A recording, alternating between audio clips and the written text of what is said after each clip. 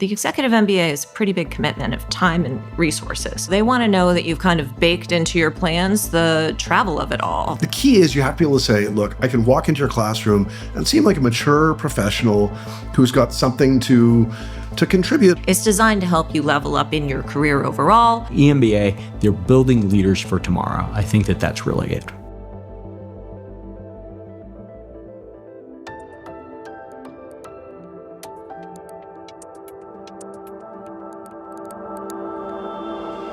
In today's episode of the mbaMission podcast, we're diving into a topic that more and more professionals are asking about, the Executive MBA or EMBA. We'll explore who the EMBA is right for, how it compares to a traditional full-time MBA and a part-time MBA, and what makes EMBA admissions unique. We often hear from experienced leaders who want to elevate their impact but cannot step away from demanding careers. The EMBA can be the perfect solution, but it is not a one-size-fits-all path. To help us unpack it all, we're thrilled to welcome mbaMission Senior Consultant Julianne, who has guided countless EMBA applicants through this process and understands exactly what programs are looking for. Whether you're weighing the EMBA against a full-time or part-time MBA, or you just want to understand how the admissions process works, this episode will give you the insight you need. Julianne, very frequently when I have somebody call me about an EMBA program, sort of what gets thrown into the mix is, well, is a part-time program better for me? Or sometimes they'll even start thinking about a full-time mid-career program like Stanford MSx or one of the Sloan Fellows program. So I guess the first question is, what's the difference between them and how do you think about it when you talk to that client who, simply put, may not be so aware of what one is versus the other? The difference between an executive MBA and a part-time or full-time MBA can really vary. I would say a couple of things that matter are, whether you're going to be part of a cohort, right? I think that's one of the biggest things that you're coming at. Part-time MBA, you can sort of start that and leave it as you need to. But if you're going to join an executive MBA, you're committing to a specific program with a very clear start and end date and a cohort of people that you're going to be going through that experience with. I'd also say, you have to be pretty senior. You have to have some sort of responsibility for resources, or you need a budget that you're overseeing. They want people with real responsibility, which you might not need with a part-time situation. Yeah, and I think when you think about it, I would say the EMBA student has that experience that you mentioned, and sometimes they're even willing to give that benefit of the doubt to the MBA who might have no management experience. Almost they're betting that you can get to that place where that EMBA currently is. Right. But then that is the tension, right? By the time you're ready for an EMBA, maybe you don't need an EMBA. When people call us and saying, oh, I really want to explore EMBA programs, really they should start thinking about, is it something I need? And then, Julianne, why do they even need one? Yeah, I think there are a number of reasons that you might need one. One of them would be you've kind of capped your progress at a certain place at your company. You're often a technical manager or engineering manager of some kind, financial manager, and maybe you've got a lot of expertise in trading or investments or something like that, or managing software engineers. But if you want to take on more strategy of the business or something like that, it's kind of a necessary thing for you to level up in terms of some of your other skills, your soft skills that an executive MBA would help you do. I've definitely had clients in that situation, a lot of them, particularly here in the Bay Area. We get a lot of people who are really high up in their jobs in Silicon Valley, but they're capped in some sort of engineering role. So it's a really great way for them to expand their opportunities and expand their ability to manage all the people around them and move their organizations in a new direction. I think another example of why you would do that would be your organization changed around you. Maybe there were some mergers or acquisitions going on, or your company had grown around you. I worked with a woman here who was applying to the Wharton San Francisco program, who was working at a fintech company, and they had done a huge acquisition, and she needed to kind of level up to take on those responsibilities and have kind of the credibility and the oversight to be successful in her role. So that's another way that they might consider it. If you want to be one of our success stories, sign up for a free consultation with a member of our full-time MBA admissions team. Since we've worked with tens of thousands of applicants over the past 2 decades, we can give you our honest opinion on your chances and help you put together your very best application. That is not a sales call, but rather your first session with one of us for free. We can give you a profile evaluation, answer specific questions about the process, review your resume, talk about your school choices, and so much more. Sign up at mbaMission.com/consult. We look forward to working with you. You know, I had a client, one of my very first clients, who he was a head bond trader at one of the big banks. He just wanted to go because he wanted to look at his kids and say he had a second degree. It was just intellectually important to him, personally important to him. You don't get that many people like that. You know, it's a big commitment, but it is a real one. I think another kind of individual, a good friend of mine actually, went because his degree was in the liberal arts, and he went into his family business maybe a little bit unexpectedly. And the family business grew. So to your point about that growth, and he suddenly was running a big business. And he was like, I sort of owe it to myself, to my family, to go and be an educated manager. I didn't imagine myself and my company, sort of both of us growing into this world, and felt like he needed to do it. So there are probably a couple of others. Harold, any others here? Listen, I frequently see it as being very binary. In some ways, you're going to find people who candidly are looking to get their gold star on the resume with this idea here of maybe they're coming from somewhere, for whatever reason, they either didn't do great in undergrad, or the undergrad, again, it's quite variable, but it may not be considered a top-tier school.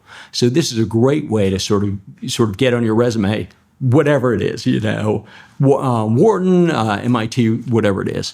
That then the other piece of it, and again, it can be quite binary, it's I have reached a point where I need to really develop those skills I don't have yet. And it's not clear to me when I'll get them or how many years it will take to get them. To your point there, the prestige, there's no star on your transcript, on your resume that says EMBA. Like if you get a Kellogg Executive MBA, it says MBA. And so, it's that prestige is there. That's right. And it's very hard to throw out a resume that has Kellogg on it, Wharton on it, MIT on it. And that's, listen, from a purely practical perspective, your career is going to be another 30 years or whatever it is. So to have a resume that then looks different after the MBA than it looked like before the EMBA, I think is significant. So, but let's get back to skill development, Julianne. Just to jump on your point about credentials, I mean, I think one thing to be careful of if you're considering a part-time versus an executive MBA is that the executive MBA is a pretty big commitment of time and resources. Part-time MBAs are way more flexible. And so one of the things that's really difficult for executives who are rising in their organizations is to find time to kind of really, make room in their schedule to kind of go to a fixed place at a fixed time. These things are often happening on the weekends, but it might start on Fridays. So you might not be at work on that Friday for certain programs. They want to know that you're committed to do that and that your employer is behind you and backing you to make that commitment of time. In terms of that demand, that demand is often, we perceive it as weekends. Sometimes that demand is like 2 weeks of travel during the program, yes. or being off site for weekend conclaves, or these. Every program has kind of its own bells and whistles and its own structure. They tend not to kind of follow the academic year, like your sort of fall to spring. Some of them start in January and they go for 12 months. Some of them go for 17. Some of them, they're just really random. Some of them are online some of the time and offline some of it. There's sort of EMBAs of all sizes, types, and the demands are different for all. I mean, listen, that really counts. 2 years ago, I had a client of mine who got into Columbia, Chicago, MIT. He lived in Boston and always intended to live in Boston. But the wrinkle here was that he just had a baby, had a 3-year-old. MIT was about 20 minutes away. Columbia was hopping onto a train. And I said to him quite honestly, you will not have a good experience where you are in your life if you start having to travel as much as you do. It's like, just get in the car. You leave the crying baby at home, get in the car, and just go to that program, as opposed to getting on the train. With a parent or guardian. You're not That's right. I make new promises. I can't speak to that. But that is certainly something that should be a consideration, quite an open consideration, because it really does matter in terms of the quality of the education you'll get. Well, and I think to Julianne's point about how they want to talk to your supervisor sometimes, or they want to get some sense that your supervisor is on board with this, because you're going to need some time to study during the week. You're not going to be like, the EMBA has, if you go to an MBA program, by and large, everyone's first commitment is that community and that experience. So if you go to an MBA program, if you go to an EMBA program, your job is your number one priority, and your family is probably your second, and your education is probably your third. And so often in an interview, they'll say to you, like, have you talked to your spouse or partner about this commitment? That's right. Like that's right. That's the type of question they ask, because they want to know, not that, they want to know that you've allocated the time, that you understand it, right? Yeah. And the logistics of it, are really important to consider. And they'll ask about it in the essays as well. So, all of that. And I think they'll really interrogate it if you're not near that location, to Harold's point. So if you're applying to MIT and you're in the Boston area, it's a little bit more understandable. But I've had people apply to Columbia and New York out of Arizona. And, Haas out of Southern California, or, different programs, Chicago from Dallas. So they want to know that you've kind of baked into your plans the travel of it all, the logistics.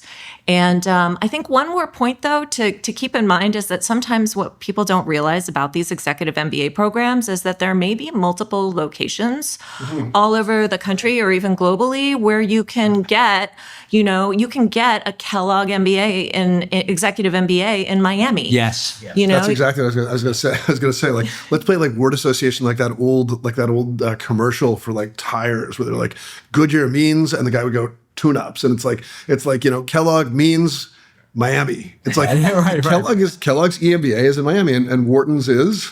I mean, Wharton has one in Philadelphia, but they have one in. Right. We are miles from the Wharton San Francisco right now campus. We're in San Francisco. Oh, it's really close by here, and it's on beautiful Embarcadero. So San Francisco is a location for Wharton. They have a new global one, which is, online and coordinates with everybody. They travel to different locations around the world for a global experience that different executive MBA students will take part in. Booth, Hong Kong. Yeah. So, you really get these surprising locations where you can get your executive MBA that you might not have been aware of. That's right. And Duke, I think, has really created a specialty. Yeah, in terms of taking that cohort and really sending it around the world. Yes. Moving them around. Yeah, exactly. I think we sort of take for granted that whether you have studied you've done your homework on an MBA or not, you probably have like a vague understanding of what it is and how it operates. And it probably all operates within the confine, like very minimal. One might start in late July, one might start as late as September, like minor differences, but they're all kind of running concurrently under the same structure. An EMBA program, starting at different times, starting in different locations, different level of global travel. Some of them are totally online now. Some of them have parts of them online. There's an option out there for you if you're interested. Right, but that really cuts both ways. First of all, when you're 28 years old in an MBA program, the notion of travel around the world is so awesome. Like there's nothing. We remember, Jeremy, we had on the president of the HBS. I say this with nothing but love, but I don't think he actually was in Cambridge, or if he was in Cambridge at any point, then he shouldn't have rented an apartment, because he traveled. He was all over the place. Yeah. He was all over the place. For an EMBA program, what is appealing for a 2-year MBA program can actually be far less appealing. Again, you have that young family at home where you just have other commitments. The notion of you having to travel, it's that you're not interested in. Plus, then also think about it this way. Given the fact that EMBA programs, just by the nature of who is going to that program, are going to be far more locally focused. So this idea here of, sure, go to, you live in Dallas and you're going to the Kellogg program, but you know what? Most of the people are going to be coming from Chicago. How is that going to impact your career going forward? Yeah. So, am I right, Julianne? That can vary a little bit. We have room for disagreement on this podcast. Yeah. Here we go. I mean, I think some people will make that commitment to travel, and I have worked with people who have done some of those distances. But to your point, it's not easy, So they're going away for the weekend, leaving their homes and their families to travel and go to New York or wherever for a couple of days, maybe twice a month, once a month, something like that. But that cohort experience, that sort of like being with people around you who have those same problems that you have, but maybe in a different industry, that's what really can help people to sort of level up in a way that maybe a part-time MBA, you might not get that sort of vetted senior manager experience. It might be more of a lecture and less of a discussion. Right. I always thought to myself, if you need to learn accounting and you sort of have to do things on your own, that's a part-time MBA.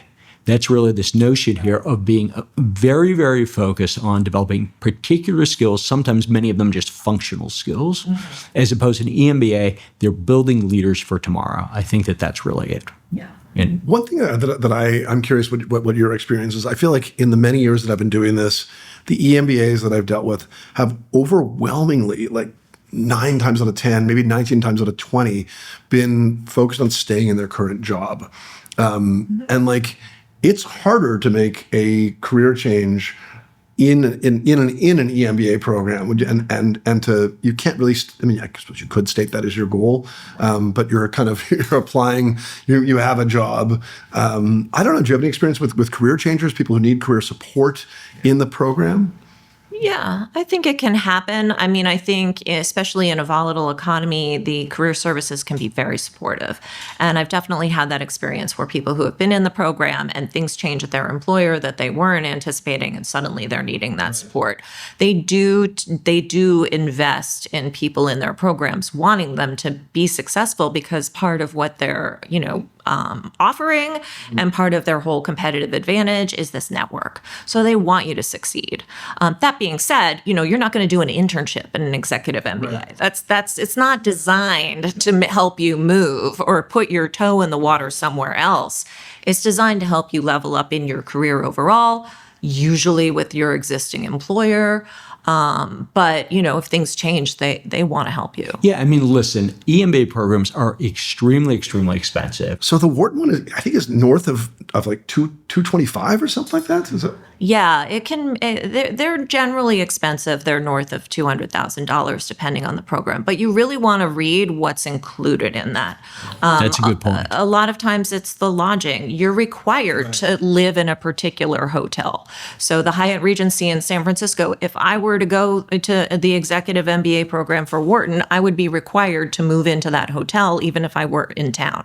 So, and that's part of that cohort experience. They're all spending that time together on those weekends and having dinners and all of that. Right, which then also the price tag implies that your employer is going to ideally picking up a piece of it, which again really doubles down on the commitment that you have to go back there. So something else to keep in mind, because honestly, the notion, I think it's a fundamentally different decision if you have to write a check for $238,000, $240,000, though we have had clients who are very happy doing that for all sorts of different reasons. But that is a lot of dough. And the notion here is, okay, if the employer is going to pick it up, suddenly you are once again really recognizing the fact it is going to be hard to move careers or jobs or whatever it is. So I mean, one difference I think for, again, MBAs, part-time EMBA, is that generally speaking, MBAs virtually always, a couple of exceptions, at least at the elite MBAs, there's going to be a test. You're going to take the GMAT or the GRE. Again, there are a couple top schools that will give you the chance to have a waiver. Part-time, I feel like, is a question mark.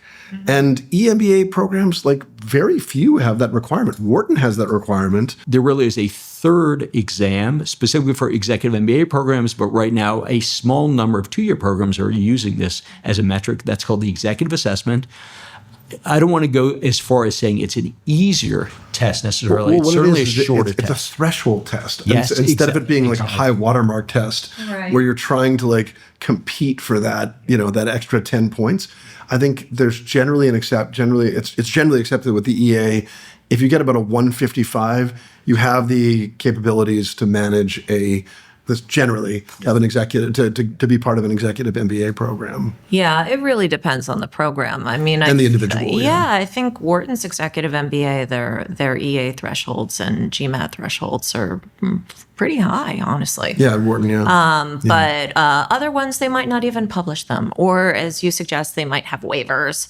And I think, what are the things that can help you get that waiver? I would say it's generally much easier for an executive MBA applicant because they have so much experience to back them up and they're out of the school environment. That's the whole reason they're coming back. They'll still look at your transcript from undergrad and they'll look at maybe some other things that you have. Maybe you have a CFA. Maybe you have, an accounting background. Maybe you have some other quantitative coursework or credentials that you can bring to the table. And that'll help them, Yeah. Listen, I consider the EA or the EMBA generally, it's almost like I call it the get out of jail free card. And what I mean by that is that I have had a constellation of folks who got into EMBA programs with sort of these, let's say, potholes in their resumes. What do I mean? What do I mean? Okay, I mean the guy who actually didn't finish college. That's one thing. I also mean the guy who, I'm going to try to tread lightly here, who got kicked out of medical school. And the reality is that an EMBA program was really not just a great way for him to develop skills, but also to sort of answer one very difficult, clear question. And he got into a top program, and it was a little bit worked up a sweat sort of making that case to the EMBA program, but really happy ending when at times there need not have been a happy ending in sight. But I'm curious if you agree with this. The EMBA programs tend to be almost like, from an admissions perspective, almost like a customer service team as opposed to a gatekeeper. That might be a little bit of an exaggeration, but the MBA program is almost like, don't call us. We'll call you, just do your application. They're getting generally a little more friendly than that now, but they don't want you asking too many questions. The EMBA team, it's like, hey, come in, talk to us. Let's see, we'll talk to you about your grades. We'll understand that. Okay, let's come to a session, come to our office. They're almost at times selling the applicant on a little bit more and trying to find ways to let people in as opposed to keep them out. Would you agree with that, Julian? Yeah, I think so. I mean, I think, look, it's more complicated of an evaluation. I think when you're only a few years out of school, you don't have the experience to point to. So, you've got a bunch of numbers. Maybe it's a little bit closer to gauging your leadership. But when you've been working for 20 years, that's a more complicated evaluation. And you're not going to go back into the archives and look at what they got in art history when they were 18 years old. It's just less of a factor for what they're trying to get out of that program. That's a great point. Yeah. Listen, I will sort of turn it around a little bit. I joke with people that to speak to the MBA admissions committee or to get to know them at all, I call it the fortress of solitude. In the sense of good luck, it's really hard to do. I don't want to dissuade anybody, but there's a lot better ways of getting to know schools as opposed to EMBA programs. I agree with Jeremy, and I agree in the sense of you can have a conversation, and they will tell you, listen, you're looking great. Maybe there's a couple of things you have to do. How about this notion here, Julianne, of someone calling, am I too young? Am I too old? Yeah. How do you answer a question like that? Yeah, I mean, I think you can be too young for some of these executive MBA programs. Some of them do have cutoffs. They'll say you need a minimum of 6 years, 8 years, 10 years. That might be a little bit fuzzy. But they'll tell you that there's a certain age range that they're going for, but it's not just age. It's not just, you could be sitting around and for 10 years in the same job, and you still might not be a great candidate for an executive MBA. You need to have that sort of oversight of some kind of resources or people to be the right fit for the program. So in terms of age, I mean, but it can be blurry because you can get people with 10 years of experience in a regular MBA program. Maybe they're coming out of the military and, they don't have necessarily civil work experience. So, and then the Executive MBA, I've had people go to different programs. I had one person go to one program with 6 years of experience. I had somebody go to another one with 8, so they can be younger than people in the 2-year programs. It's kind of funny, but it depends on what they're doing and what they're going to bring to that class. Yeah. Listen, I think that's always an important point.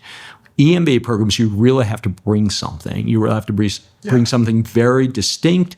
And the reality is that you are learning from your classmates in a way that even at some of the top MBA programs, you're simply not, because it's a whole different group of people who can lend their own experiences in a different way. Like if the average might be for some of these programs 12, 13, 14 years in some cases, you can still have a mature experience after 7 years. You can still say, look, I have significant managerial experience in my life to the point where the key is you have to be able to say, look, I can walk into your classroom and seem like a mature professional who's got something to contribute, along with the head of purchasing from XYZ division of Boeing and a senior VP from XYZ group at Procter & Gamble. I can walk in here and it doesn't look like I'm a junior analyst from a fintech company. And so it's not only about the age, it's about where you are in your career. Yeah. I had one client who was working at Apple down in Cupertino, and he, engineering background, definitely could go either way. He had a lot of experience, and he applied to both 2-year MBA programs and the Wharton Executive Program here in San Francisco, and he got into a number of them. And at the end of it, he's like, "Where do I go?" And the answer for him was 2 factors. One of them was, who's the peer group? And, what kind of discussions was he going to be having in class with the people around him? And it was a compelling thing that the people in his peer group in the Executive MBA were kind of where he was and about to be. So he felt like they would bring him up, as opposed to kind of maybe being a little more junior, where he was going to have almost more of a teaching role. So he really wanted to have that kind of leveling up experience where people were bringing him up, as opposed to him being the one bringing others up. And I think the second thing was he didn't want to let go of all of his incentives in his stock. Yes. and take the time out from his career where you were going to lose that money. And I think he's pretty happy that he kind of kept working during that period because the stock went really high. I mean, honestly, a little bit of an anecdote here. I've had a number of clients from Apple who they get into sort of some great programs, and all they can think about is, if I can work while go to business school until November, then that bonus kicks in. And I don't want to say Apple was nefarious. I'd never say that. That noted, you used to be able to get your bonus before you had to go to business school, and now it's like 2 months after. So, but again, another consideration when you're talking about big dollars. Yeah, it's that time away from your career and maybe giving up some of these incentive packages to kind of stay on board. So for him, that was the right call. So let's start with the application process itself. Yeah. I've had clients where they've met with the AdCom. The AdCom has basically said to them, like, yeah, you're the type of person we're looking for. If you do a good job of your application, I can't promise, but I would imagine we would let you in. Like that's like the level of outreach. So people should visit a classroom. Mm-hmm. They should attend an online event. They should, if someone offers them the opportunity to kind of like have a meeting, they should definitely do that. After that, there are all the conventional aspects of your candidacy. There are essays. There are career goals pieces. So, I think that the career goals piece, I think, is an important one. Maybe we've touched upon it, but maybe you can just sort of, take us through how to be effective in talking about career goals when you're thinking about staying. Overwhelmingly, think about staying in the same role you're in. Yeah, I mean, are you talking about the conversations that you'd have with the admissions committee? No, sorry. I mean, like if you're in your essays or in an interview and you're talking about your career goals, and you're like, well, I'm in a job, and my career goals are kind of fairly clear. So how do you kind of communicate? a bigger vision for yourself if you're staying in the same firm post EMBA. Yeah, I mean, I think that's an important part of any MBA application, honestly, is to have this vision of where you're going and what the gap is, right? And I think that's very true for executive MBAs. I think the big thing there is just this sort of seniority and responsibility. I mean, we always talk about accomplishments, not responsibilities. Well, with executive MBAs, I think responsibilities are a bigger part of the conversation because they want to make sure you are the right person, the right level, who's going to bring up the class. So, it's a funny thing. Often with our clients, I mean, overwhelmingly our clients are MBAs, and we say like, okay, well, this is a tougher communication exercise than you might realize. Absolutely. Because you haven't really written anything since high school. You're an engineer, and someone who's 20 years out and has been in the workplace hasn't written a personal narrative in forever. And so that's often like I find that we have some clients at the EMBA level who are like, look, I know I can get in. I just need help executing on this. Like I just haven't done anything like this. And these are long applications. Yeah. EMBA programs applications are absolutely long, frequently, if not generally, longer than a 2-year program, and they're far broader in terms of the questions they ask. So it is a hard application. Yeah, there are a lot of nuances to hit. I think the 2-year programs have been getting shorter and shorter. Yeah. I mean, look at what Wharton did this past year. They're just getting much shorter essays to get. The essays are much shorter that you had to do, but an executive MBA it might be 750 words, something longer. And that's often like the reason they're going for this program in the first place is that maybe they struggle with some of the soft skills like communication skills, getting their goals across, having a vision. These are things that they're struggling with to begin with, which is why they want the program. So it's a little bit of kind of getting you ready for the program before you even go there. What I've begun really seeing and really liking is this notion here of there have been some programs that have multiple campuses, but local campuses. And what I mean by that, Darden, for example, now has a Washington, D.C. campus. Right. University of Texas McCombs in Austin now has a University of Texas in Austin, Dallas campus, as opposed to the University of Texas in Dallas, which, by the way, UT Dallas is a wonderful, honestly, it's a wonderful program. But Jeremy, do I understand as a UVA graduate that you actually had a professor of yours opening Greg up? Fairchild opened up a beautiful campus, a gift of the Sands family, if I recall, a Darden family that made in the hedge fund world that made a large gift to the school to open up a DC campus, and it's completely changed the footprint of the school. So yeah, it goes back to our previous point. It's like when you think Darden, you think Charlotte, DC. Yeah. So these are going to continue sprouting up. Also, I think as education changes and people expect more flexible options, I imagine that there'll continue to be more options globally. Like, there aren't as many global options as you'd think. Like you mentioned, Chicago booth in Hong Kong, I believe in London as well. I'm surprised there isn't a Wharton outpost in Tokyo or Dubai or whatever it is. Maybe it's coming soon. Well, yeah, it's coming. They do have the global MBA, so that might be more virtual, and they do travel and stuff. But yeah, I'm 100% expecting more campuses globally. To sum up, I think if you're an executive MBA, if you're interested in executive MBA, first of all, find out about the parameters of the program, because they're just so different and they start at different times or in different locations, have different requirements about being on campus around the world. Then engage the AdCom because they're happy to hear from you. Then figure out your testing requirements. You might not even need one of that program. Get your narrative down around why you need the degree and where you're going to go with it. Don't just say, like, I'm going to continue on in my job. You've got to kind of have a bigger picture for it.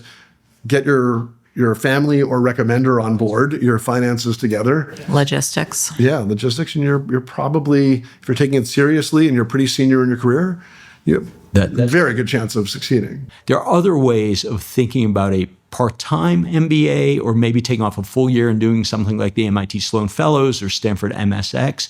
And how do you think about the differences? Yeah, I think MSx at Stanford or Sloan Fellows at LBS or MIT Sloan, those are different from other executive MBA programs. First of all, they're not all MBAs. Sloan, you have a master's degree. So you choose what degree you want. So some of them, you might be getting an MBA or you might be getting a master's in management. So that's something to consider is, do you need that actual degree or are you a little bit more flexible on that? But generally speaking, it's not this intermittent immersive experience. Right. It's a full year of immersion. So in that way, it's a little bit in between an executive MBA and a 2-year MBA. You're on campus for a year.